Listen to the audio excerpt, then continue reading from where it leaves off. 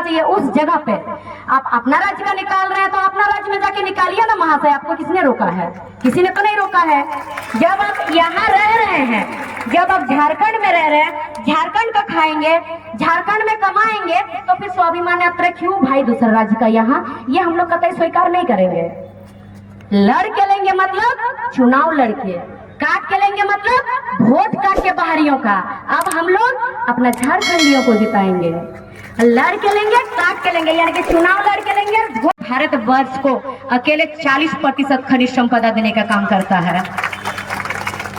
इतना ही नहीं, अगर 40% खनिज संपदा देने का काम करता है, यानी कि 40% अकेले हमारे झारखंड राज्य पूरे भारत वर्ष का अर्थव्यवस्था को चलाता है। फिर भी हम झारखंडी गरीब क्यों हैं? क्यों हम झारखंडी लाचार पड़े हुए हैं? क्यों हमारा झारखंडी इतना पिछड़ा है? क्यों है हमारा झारखंड इतना पिछड़ा?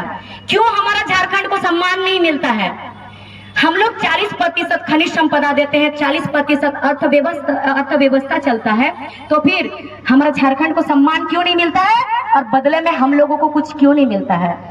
उस हिसाब से पूरा भारत वर्ष का 40% खनिज संपदा हमारे झारखंड अकेले देता है, और भारत वर्ष का मात्र 2.5% जनसंख्या हमारे झारखंड में है, पूरा भारत वर्ष का। उस हिसाब से हम सब करोड़पति होना चाहिए था ना, लेकिन कोई नहीं है। अभी सब मजदूरी करते हैं। और जैसे यहाँ पे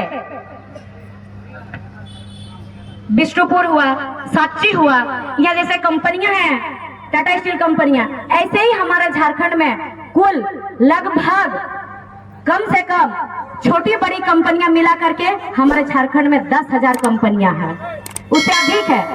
लेकिन कंपनी का प्रावधान क्या होता है? उस क्षेत्र के जो लोग होते हैं 75% नौकरियां उन्हें मिलना चाहिए। अरे गवर्नमेंट नौकरियां तो दूर की बात है, हमें वो भी नहीं मिलता है। जो कंपनी है, क्या हमारे बेटा लोग, अरे यहाँ का बेटा, दादा दीदी भाई बहन लोग बीटेक एमटेक नहीं किए हैं? क्या ITI डिप्लोमा नहीं किए हैं? क्या BBA MBA का पढ़ाई नहीं किए हैं? तो फिर हमारे झारखंडी लोग क्यों नहीं दिखते हैं? तो सोचिए, हमारे झारखंड के लोग इतने अच्छे हैं कि रोजगार तक दूसरे राज्य के लोगों को देते हैं ना।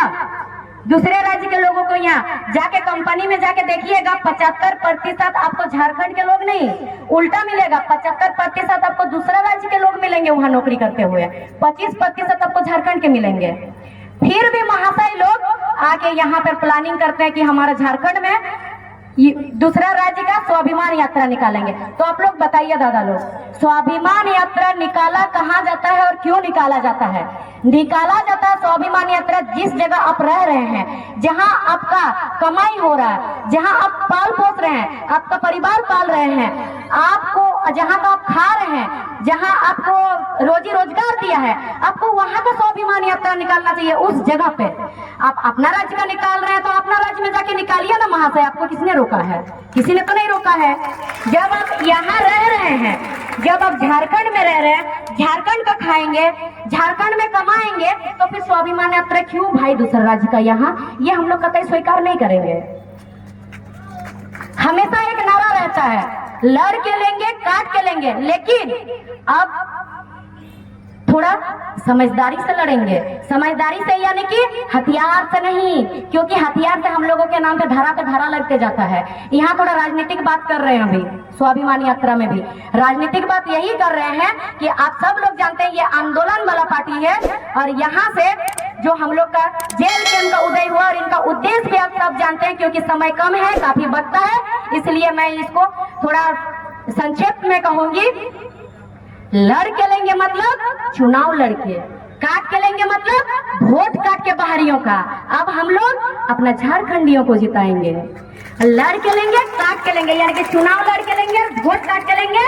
और जिस कुर्सी में नियोजन नीति, उद्योग नीति, विस्थापन नीति, ये नीतियां जिस कुर्सी में बैठ के जिस कलम से लिखा जाता है कागज पे, वो कुर्सी में बैठने का काम करेंगे और वो कलम छीन के लेने का काम करेंगे, उसी से लिखेंगे और यहाँ का नियम नीति बनाएंगे। इतना ही कहकर मैं अपनी वाणी यही विराम देती हूँ। अगर मेरे चंद बातों से भी किसी का मन में कोई ठेस पहुंचा हो तो आप लोगों की बहन बेटी है, बहन बेटी समझ के माफ कर दीजिएगा। और आप लोगों को बहुत बहुत धन्यवाद, आभार। आप लोगों का सदा आभारी रहूंगी। धन्यवाद, जोहार।